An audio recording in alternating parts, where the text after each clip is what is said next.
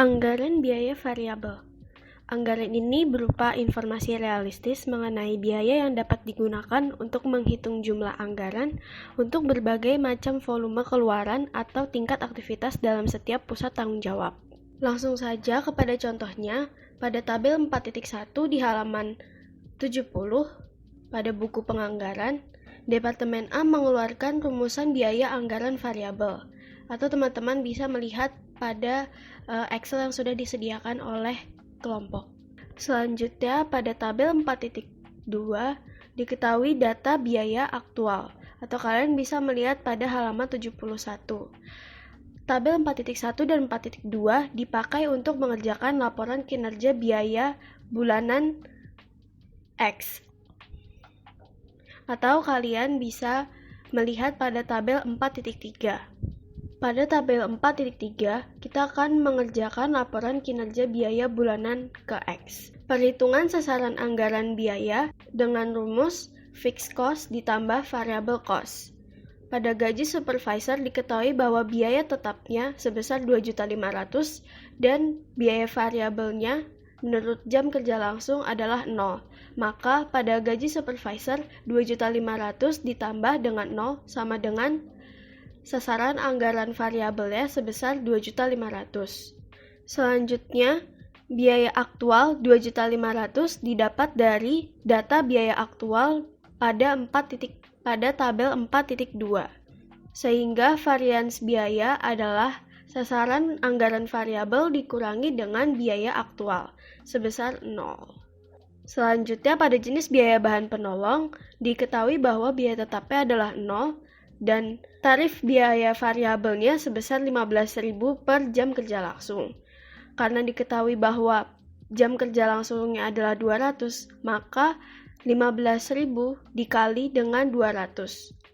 Maka 0 biaya tetap yang tadi ditambah dengan 3 juta, maka sasaran anggaran variabel 3 juta. Biaya aktualnya 3.500.000 didapat dari tabel 4.2. Maka varians biayanya adalah sasaran anggaran variabel 3 juta dikurangin dengan biaya aktual 3.500.000. Maka varians biayanya sebesar minus 500.000. Selanjutnya jenis biaya listrik. Biaya tetapnya diketahui 5 juta ditambah dengan 5.500 dikali dengan 200. Dan tarif variabelnya 5.500 dikali dengan 200. Maka 5 juta ditambah 1.100.000 menjadi sasaran anggaran variabel sebesar 6.100.000. Biaya aktual sebesar 6 juta didapat dari tabel 4.2, maka varians biayanya 6.100.000 dikurangi dengan 6 juta sebesar 100.000. Selanjutnya kita masuk ke data pelengkap. Contoh dari data pelengkap berupa analisis biaya, volume, dan keuntungan. Dengan analisis ini, kita dapat menilai apakah sasaran perusahaan yang telah ditentukan dapat memberikan keuntungan atau tidak dan seberapa jauh penjualan dapat ditolerir. Analisis ini juga berguna untuk menentukan penjualan yang seharusnya diperoleh perusahaan yang dapat memberikan sejumlah laba tertentu. Analisa ini juga mampu menentukan bagaimana jumlah keuntungan yang diperoleh akan berubah bila mana terjadi perubahan pada salah satu faktor atau lebih dari faktor-faktor berikut ini. Yang pertama, harga jual produk. Naik atau turunnya harga jual akan berpengaruh terhadap penghasilan dari penjualan. Yang kedua, jumlah unit yang terjual. Jumlah perubahan dari jumlah unit yang terjual akan secara langsung mempengaruhi penghasilan penjualan. Yang ketiga, biaya produksi dan atau biaya usaha. Perubahan biaya produksi dan atau biaya penjualan akan mempengaruhi biaya keseluruhan yang harus diperhitungkan terhadap hasil penjualan. Selanjutnya, asumsi analisis break-even. Analisa break-even membutuhkan asumsi tertentu sebagai dasar antara lain.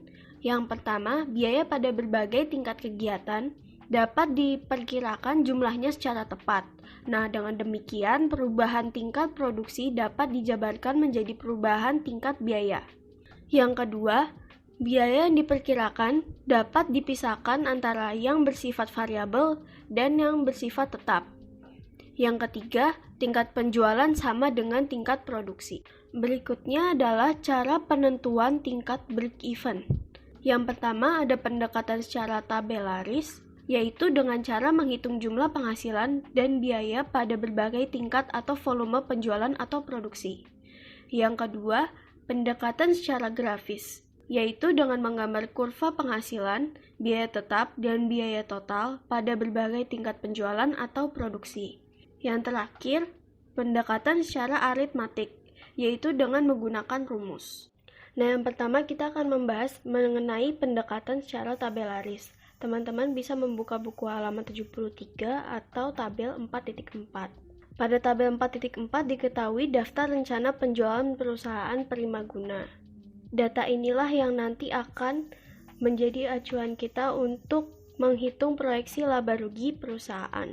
Dari tabel 4.4 diketahui bahwa harga jual per unitnya sebesar 50, biaya variabel per unitnya sebesar 26, beban tetapnya sebesar 3.600.000. Untuk harga jual sudah ditentukan bahwa setiap 200 unit dijual dengan harga 50 perak.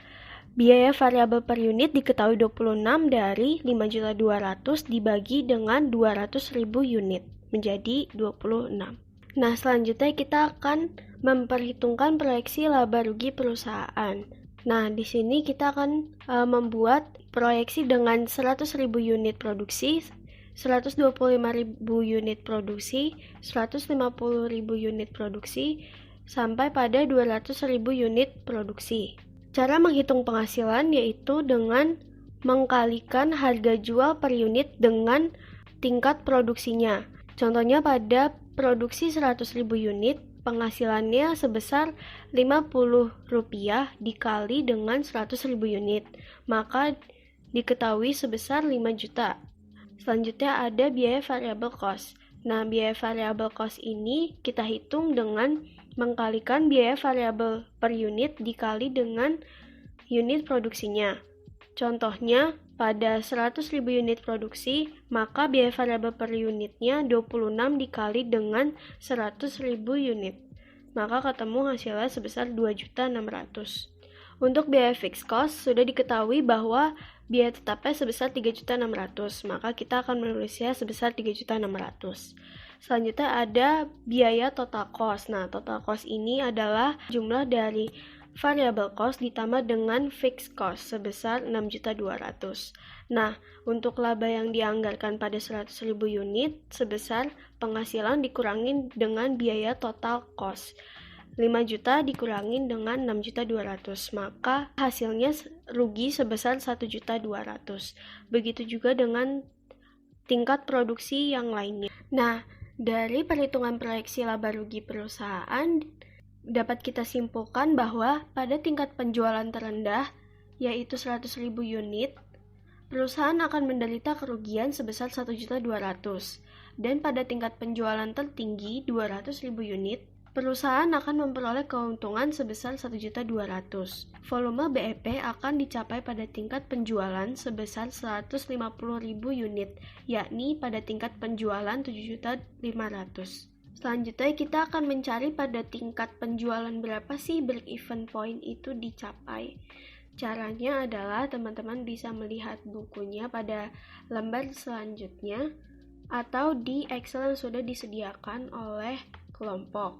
BEP-nya kita menghitung dengan 7.500.000 didapat dari biaya total cost dari 150.000 unit produksi dibagi dengan 10 juta dari 200.000 unit produksi sebesar 75%. Dapat diartikan bahwa angka 75% menunjukkan bahwa bila mana terjadi penurunan penjualan sebanyak 25% dari volume yang dianggarkan, maka perusahaan tidak lagi dapat mengharapkan adanya keuntungan. Dengan kata lain, angka 25% ini menunjukkan batas maksimal turunnya penjualan yang dapat ditolerir untuk dapat mencegah terjadinya kerugian. Selanjutnya ada pendekatan secara grafis. Nah, teman-teman dapat melihat pada buku halaman 74. Dengan menunjukkan sumbu X sebagai penunjuk volume kegiatan, dan sumbu Y menunjukkan nilai rupiah dari penghasilan dan biaya, maka titik break even akan diketahui dari perpotongan antara kurva penghasilan dengan biaya keseluruhan. Grafik break even dapat dibuat dengan meletakkan garis TC di atas garis TFC di atas garis TVC. Hasilnya akan sama saja, yaitu bahwa break even dicapai pada tingkat penghasilan sebesar 7.500.000 atau sebesar 150.000 unit.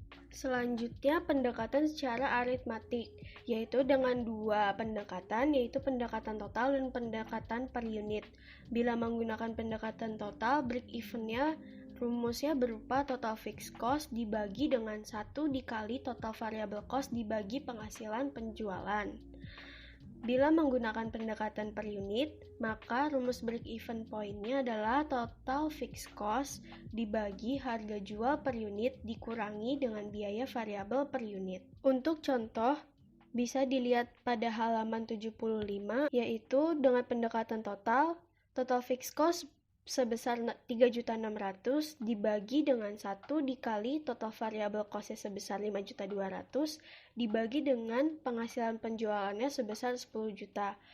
Maka hasil break even-nya sebesar 7.500.000. Selanjutnya ada pendekatan per unit, break even-nya total fixed cost-nya 3.600.000, harga jual per unitnya sebesar 50, dikurangi dengan biaya variabel per unitnya sebesar 26.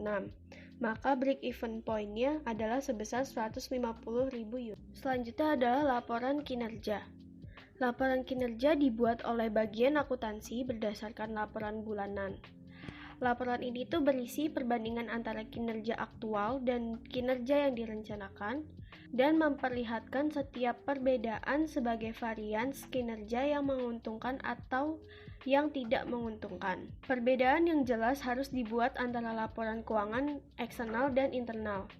Laporan internal dapat diklasifikasikan sebagai yang pertama, laporan statistik yang memberikan statistik kuantitatif internal dasar mengenai operasi perusahaan. Yang kedua, laporan manajerial yang khusus mengenai masalah yang tidak berulang dan masalah khusus. Yang ketiga, laporan kinerja periodik. Laporan harus memusatkan pada pengendalian yang dinamis dan terus-menerus disesuaikan untuk menentukan tanggung jawab manajerial. Laporan ini umumnya berulang. Laporan jangka pendek dibuat untuk setiap pusat tanggung jawab dan penting untuk pengendalian yang efektif. Selanjutnya, tindak lanjut, tindak perbaikan, dan laporan perencanaan ulang. Setelah laporan kinerja dibuat berdasarkan tanggung jawab, laporan tersebut akan menjadi dasar untuk ditentukannya tindak lanjut yang efektif. Selanjutnya, anggaran komprehensif. Teman-teman dapat melihat alur anggaran komprehensif dari bagan 4.1 di halaman 76. Anggaran komprehensif yang pertama memuat gambaran umum perusahaan. Pada gambaran umum perusahaan biasanya berisi nama perusahaan, alamat perusahaan, produk yang ditawarkan oleh perusahaan, dan informasi singkat mengenai sumber daya perusahaan. Yang kedua adalah rencana penjualan. Pada rencana penjualan ini dibagi menjadi 3, yaitu yang pertama data persiapan forecast penjualan, yang kedua distribusi penjualan, yang ketiga harga jual. Nah, yang pertama data persiapan forecast penjualan. Untuk melakukan peramalan penjualan tahun yang akan datang, didasarkan pada data penjualan perusahaan selama 5 tahun terakhir, yaitu 2A06 sampai 2A10. Bisa dilihat pada tabel 4.6 data 5 tahun terakhir penjualan perusahaan. Mulai dari triwulan 1, triwulan 2, triwulan 3, sampai pada triwulan keempat. Nah, berdasarkan pengalaman manajer penjualan menunjukkan bahwa penjualan perusahaan memiliki pola tertentu. Selanjutnya yang kedua, distribusi penjualan. Perusahaan memasarkan sebagian produknya dengan mengekspor hasil produknya ke luar negeri. Negara-negara yang banyak melakukan pesanan adalah negara Jepang, Inggris, Belgia, dan Yunani. Sisa ekspor dipasarkan untuk wilayah domestik dengan perbandingan sumbangan pendapatan dari masing-masing produk dan daerah pemasaran sebagai berikut. Teman-teman bisa melihat tabel halaman 4.7 di halaman 78 dan di Excel yang sudah disediakan oleh kelompok. Di situ diketahui distribusi penjualan meja rotan dan kursi rotan ke luar negeri dan domestik dalam bentuk persentase. Selanjutnya adalah harga jual. Oleh karena perbedaan lokasi pemasaran, maka harga jual per unit produk dibedakan untuk masing-masing wilayah.